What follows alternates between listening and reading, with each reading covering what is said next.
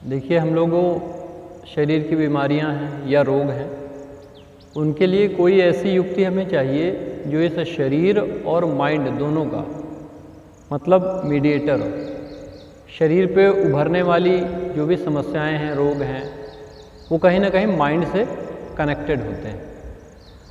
तो उसके लिए कोई ऐसी कड़ी मिल जाए, कोई ऐसी युक्ति मिल जाए कि कोई भी हम कार्य करने जा रहे हैं, जीवन में कोई भी ऐसा कार्य करते हैं, चाहे वो जीविका के स्तर पे हो या फिर कह लीजिए सामाजिक स्तर पे हो, तो जब हम वहाँ जाते हैं तो कोई ना कोई प्रतिक्रिया शरीर के भीतर होती रहती, किसी की बातों से, क्रोध से कोई ऐसा भाव आया तो हम एक कड़ी ऐसी पकड़ते हैं जिसे कहते हैं सांस, जो हमारे शरीर और हमारे मन का मीडिएटर है, माध्यम है। अगर हम इस कड़ी को पकड़ लें कि यहाँ पे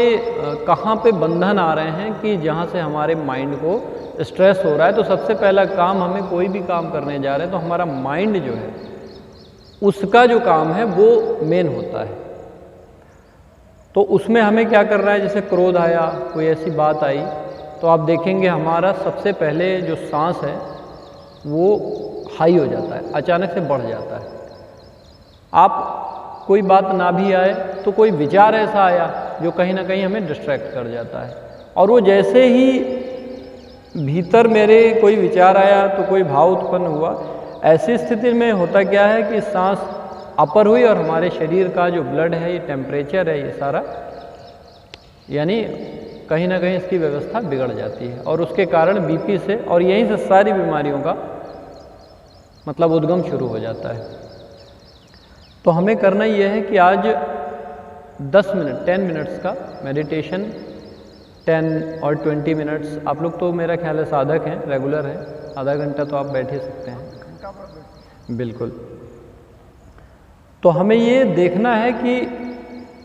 फर्स्ट क्लास है, इसमें हमें ये देखना है कि आखिर ये प्रॉब्लम्स आती कहाँ हैं,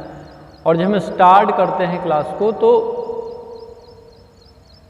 सांसों के भीतर हम काम करना शुरू करेंगे। तो जिस तरीके से मैं आपको